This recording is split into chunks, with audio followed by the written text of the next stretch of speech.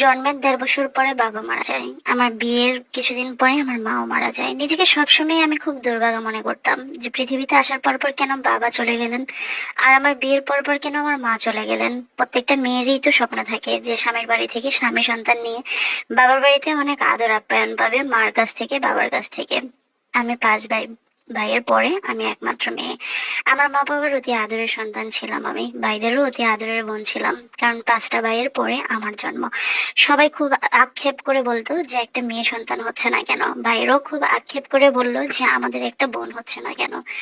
আল্লাহ সবারই স্বপ্ন পূরণ করেছে, কিন্তু আস্তে আস্তে আমার কাছ থেকে সবকিছুই কেড়ে নিয়েছে। আমার বাবা যখন মারা যায় তখন আমি তো কিছুই বুঝতাম না, এতটাই ছোট ছিলাম। বড় হয়ে যখন বাবার অভাব বুঝতে শিখছি তখন দেখলাম যে মা সবসময় আমাকে বেস্ট দেওয়ার চেষ্টা করতো, ভাইয়েরও অনেক আদর করতো। মা যেহেতু একা আমাদেরকে 5টা 6টা সন্তানকে লালন পালন করেছে, সেহেতু মায়ের অনেক কষ্ট হয়েছে। তবে আমার ভাইয়েরা খুব দ্রুত সংসারে হাল ধরেছে, যেহেতু বাবা ছিল না। আর ভাইয়েরা যেহেতু একে একে সবাই আমার বড় ছিল, সেহেতু সবাইকে আমি ভাইয়াই ডাকতাম। ভাইয়ারা আমাকে অনেক আদর করতো। ছোটবেলা থেকে আমার সমস্ত শখ আহ্লাদ স্বপ্নগুলা এক এক করে পূরণ করতো। আমার 3টা ভাই বিদেশ চলে যায়। আমাদের সংসারে কখনো অভাব অনটন ছিল না, কখনো কারো অযত্নও ছিল না। আম্মা 3টা সন্তান নিয়ে সংসার করতেন বাড়িতেই, সবসময় আমাদেরকে আগলে রাখতেন। একে একে ভাইদেরকে বিয়ে করালো, আমারও বিয়ে দিল। যখন আমার বিয়ে দিল তখন হঠাৎই আম্মা অসুস্থ হয়ে গেল। তো আম্মা যখন অসুস্থ হয় তখন আমার 2টা ভাই বিয়ে করেনি, 3 ভাই বিয়ে করেছে। টোটাল আমাদের 4 জনের বিয়ে হয়ে যায়। আম্মাও আস্তে আস্তে অসুস্থ হয়ে যায়। আম্মার অসুস্থতায় মনে হয় যে সংসারটা একটু একটু করে অন্ধকার হতে লাগলো। আমি আমার ভাবিদের কাছ থেকে অনেক ভালোবাসা পেয়েছি, হয়তোবা পুরো সংসারটা আমার আম্মা কন্ট্রোল করতো বলেই সবাই আমাকে অনেক বেশি ভালোবাসতো। আমি শ্বশুর বাড়ি থেকে প্রথম প্রথম যখন যেতাম সবাই আমাকে অনেক আদর যত্ন ভালোবাসা দিত।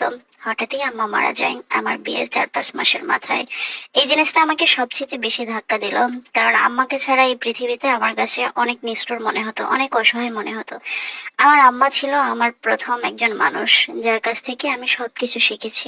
সব ভালো মন্দ, কোনটাতে ভালো হবে কোনটাতে খারাপ হবে। যখন আমার বিয়ে হয় তখন আমাকে কত উপদেশমূলক কথা বলেছিল, কতভাবে আমাকে সংসারের নিয়ম কানুন বুঝিয়েছিল। আমি বুঝতে চাইতাম না। আমি বিয়ের আগেও পাগলামি করতাম যে আমি বিয়েই করব না, আমি আমার ভাইদের সংসারেই থাকবো, মায়ের সাথেই থাকবো, এমনটা বলতাম। কিন্তু সময়ের সাথে সাথে আমিও বিয়ে করি, আমারও সংসার হয়। হয়তো আমি ভাগ্য করে সব হারিয়েছি, আবার ভাগ্য করে সব ফিরেও পেয়েছি। আমার আম্মাও যখন দুনিয়া থেকে চলে যায় তখন আস্তে আস্তে ভাইদের সংসারের ভাগ বন্টন শুরু হয়ে যায়, ভাইয়েরা সবাই আলাদা হয়ে যায়। আমরা অনেকদিন একসাথেই ছিল সংসার, এটা নিয়ে আমাদের কখনো আক্ষেপ ছিল না। আমিও ভাইদের কাছে ভাবিদের কাছে যথেষ্ট আদর ভালোবাসা পেয়েছি। যখন সবাই আলাদা হয়ে যায়, ছোট 2 ভাইও দেশে আসে, বিয়ে করে, তারাও সংসার করে। প্রত্যেকটা সংসার এখন আলাদা, সেখানে আমার কাছে খুব অসহায় লাগে। আমি যখন বাবার বাড়িতে যেতাম দেখা যেত যে সকালে সকালে আমি এই ভাইয়ের ঘরে খেলে বিকেলে আমি আরেক ভাইয়ের ঘরে খেতে হতো। এই জিনিসটা আমাকে অনেক বেশি কষ্ট দিত। হয়তো আমার মা বাবা বেঁচে থাকলে হয়তো বা এমনটা হতো না, কিন্তু এটাই হয়তো বা নিয়ম, এটাই নিয়তির খেলা। প্রত্যেকটা মানুষ তো সারা জীবন আর একসাথে থাকে না। আমি আমার শ্বশুর বাড়ি থেকে শাশুড়ি, শ্বশুর, আমার ননদ, আমার হাজবেন্ড সবাইকে নিয়ে যখন আমি বাবার বাড়িতে যেতাম তখন আমার আরো বেশি খারাপ লাগতো। তারা যখন বলতো যে সকালে এই ঘরে খাবি, বিকালে ওই ঘরে খাবি, না হয় আজকে আমাদের ঘরে খা, কালকে ওই ঘরে খাবি, এই জিনিসটা আমার বেশি খারাপ লাগতো। আমার শাশুড়ি বুঝতে পারতো যে আমি কষ্ট পাই। আমার শাশুড়ি সবসময় আমাকে মানসিক সাপোর্ট দিত, সবসময় আমাকে বোঝাতো যে বউ, এগুলো হয়, সংসার জীবন এগুলাই হয়, তুমি এতটা নার্ভাস হয়েও না, এতটা চিন্তিত হয়েও না। আমার হাজবেন্ডও আমাকে অনেক বলতো সংসার জীবনে অনেক কিছু হয়, দুনিয়া হিসেবে তোমাদের সংসার অনেক ভালো, তুমি মন খারাপ করছো কেন। তাও আমার মন খারাপ হতো। আমি সবসময় আমার মা বাবার অভাবটা অনেক বেশি অনুভব করতাম, যে আম্মা বেঁচে থাকলে হয়তো বা এমনটা হতেই দিত না, আব্বা বেঁচে থাকলে হয়তো বা এমনটা হতেই দিত না। আর এমনটা যদি না হতো তাহলে হয়তো বা আমার এই অসম্মান গুলা হতো না। আমার ভাইয়ের ওপরা কখনোই আমাকে অসম্মান করেনি। ওনারাও ওনার সাধ্য মতোই আমাকে আদর আপ্যায়ন করতো। আমি আমার জায়গা থেকে মা বাবাকে অনেক বেশি মিস করতাম, অনেক বেশি খারাপ লাগতো, অনেক বেশি কষ্ট পেতাম যে আম্মা বেঁচে থাকলে সংসারটাকে কখনোই এভাবে খণ্ড করতেন না, কখনোই ভাইদেরকে আলাদা করতেন না, আগলে রাখতেন সবাইকে, হয়তোবা একই ছাদের নিচে আগলে ধরে বাঁচতেন। এখন মা বাবা কেউ নেই, সংসারটাই ছাড়া, যার কারণে ভাইয়ের বোরা সবাই আলাদা জীবন যাপন করতে চেয়েছে, কারণ সবারই সংসার বড় হচ্ছে, সবারই সন্তান আছে, সবাই একটু আলাদা করে সময় কাটাতে চায়, নিজের সন্তানদেরকে দিতে চায়। আমার তারপরেও অভিযোগ থাকে ভাবিদের উপর। আপনারা যদি সবাই মিলেমিশে থাকতে পারতেন তাহলে হয়তোবা সংসারটা আলাদা হওয়ার প্রশ্ন আসতো না। কারণ যৌথ ফ্যামিলি এই সমাজে এখন খুব কমই দেখা যায়।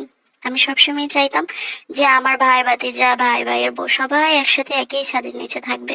হয়তো আম্মা আব্বাও তাই চাইতেন, কিন্তু সময়ের সাথে সাথে সবার রুচির পরিবর্তনের সাথে সাথে হয়তোবা আলাদা হয়ে গেছে। তবে সেখানে আমার অসম্মান হয়নি আজও, সেখানে আমি এখনো সম্মান পাই। কিন্তু সেখানে আমি কষ্ট পাই, আলাদা সংসার, আলাদা সমস্ত কিছু। আমার আম্মা আব্বা বেঁচে থাকলে হয়তো বা এমনটা হতো না, এই জন্যই আমি কষ্ট পাই। তবে আমি ধন্যবাদ জানাই সেটার জন্য যে আমার শাশুড়ি আমার হাজবেন্ড আমাকে যেভাবে মানসিক সাপোর্ট দেয়, আমাকে হয়তো বা খুব বেশি আমার বাবার বাড়িতে যেতেও দেয় না। কারণ ওনারা জানে আমি কতটা মিস করি আমার মা বাবাকে, কতটা মিস করি একসাথে থাকাকে। আমি যখনই যাই তখনই কষ্ট পাই, তখনই সবাইকে বলি যে কেন আলাদা হলেন, আমরা তো একসাথেই থাকতে পারতাম। এই জিনিসটা বলি, যার কারণে আমার হাজবেন্ড আমার শাশুড়ি আমাকে খুব একটা যেতে দেয় না। যে তুমি সেখানে গেলে কষ্ট পাবা, সেখানে যাওয়ার দরকারই নেই, আমাদের বাড়িতে তো কোনো কিছুর অভাব পড়ছে না যে তোমার বাবার বাড়িতে গিয়ে থাকতে হবে, বাইরের সংসারে থাকতে হবে। কিন্তু আমি বাইরের সংসারে যখনই যাই তখনই মাকে ভীষণ মিস করি, অনেক কষ্ট হয়। ভাইয়েরও আমাকে অনেক আদর ভালোবাসা দেয়, আমার ভাই ভাতিজাগুলো আমাকে অনেক মিস করে। কয়েকদিন পর পরে আমাকে যাওয়ার জন্য খুব বিরক্ত করে। আমি যাই, গিয়ে দু একদিন থেকে আবার চলে আসি। ওই যে এই ঘর সেই ঘর, এই জিনিসটাই আমার ভালো লাগে না। পুরান ঢাকা থেকে রূপসা নামে একজন আপু আমাকে এই গল্পটা পাঠিয়েছিলেন, তাদের জীবনের গল্প। তবে আমার ভালো লেগেছে, মানুষের জীবনে অনেক দুঃখ কষ্ট অনেক কিছুই থাকে। আপনার জীবনে মা বাবা হারানোটা একটা দুঃখ, কারণ পৃথিবীতে যার মা বাবা নেই সে জানে যে পৃথিবীটা আসলে কতটা কষ্টের। আর যেহেতু আপনি ছোট সন্তান ছিলেন, মা বাবার আদরটাও আপনি কম পেয়েছেন, তবে সবকিছু মিলে আপনি ভালো আছেন। আমার জীবনে আমি অনেক গল্প পড়ি, বিশেষ করে যে মানুষের দুঃখের গল্পগুলোই অনেক বেশি পড়া হয় আমার। আপনার সেই হিসেবে দুঃখ বলতেই কিছু নেই। ভাইয়েরা একটা সময় আলাদা হবে, এটা খুব স্বাভাবিক। প্রত্যেকটা মানুষই কিন্তু সেপারেট চায়, প্রত্যেকটা মানুষই আলাদা জীবনযাপন করতে চায়। যৌথ ফ্যামিলিতে আসলে সবাই বিলং করতে পারেন না, সবাই ওই যে একটু সেপারেট হয়ে নিজের মতো করে সংসার সাজাতে হাজবেন্ডকে নিয়ে থাকতে চায়। এটা সবাই চায় আপু, সেটা আপনিও চাইবেন, আমিও চাইবো, সবাই চাইবে যে নিজের মতো করে একটু সংসার সাজাই। যৌথ ফ্যামিলিতে অনেক টাইম ছিলেন, যেটা আমাদের দেশে অহরহ ফ্যামিলিতেই থাকা হয় না, হয়তো বা 2 4 6 মাস 1 বছর থাকলেও অনেক ঝগড়াঝাটি মারামারি হয়ে যায়। সেই জায়গায় আপনি বেস্ট টাইম কাটিয়েছেন, এখনো ভাই ভাইয়ের বউদের কাছে আদর আপ্যায়ন পাচ্ছেন, এটা কম কিসের। কারণ ভাইয়ের বউদের কাছে ভাইদের কাছে আদর আপ্যায়ন পাওয়াটা বিশাল বিশাল বিষয়। আর সবচেয়ে বড় কথা, শ্বশুর বাড়িতে মানুষ ভালো পেয়েছেন, হাজবেন্ড ভালো পেয়েছেন, শাশুড়ি ভালো পেয়েছেন। বিশ্বাস করেন, বাবার বাড়িতে শ্বশুর বাড়ি ভালো হলে বাবার বাড়িতে না আসলেও হয়। বাবার বাড়িতে খুব একটা আসারও প্রয়োজন হয় না যদি শ্বশুর বাড়ি অনেক বেশি আদর আপ্যায়ন পাওয়া যায়। শ্বশুরবাড়ির মানুষকে নিয়ে বেশি সময় কাটান, ভালো থাকুন, হাসি খুশি থাকুন, আর ভাই ভাইয়ের বউদেরকে নিজের মতো করে বাঁচতে দিন। আহ যেহেতু ওনারা আলাদা হতেই চেয়েছে, সেহেতু আর আপনার মা বাবা বেঁচে থাকলে একটা কথা ছিল, যেহেতু ওনারা বেঁচেই নেই, তাহলে যাদের জীবন যাদের সংসার এতে সাজানোটাই আমার মনে হয় যে বেস্ট। ভুল কিছু বলে থাকলে অবশ্যই ক্ষমা করবেন। ভালো থাকবেন আপু, আল্লাহ হাফেজ।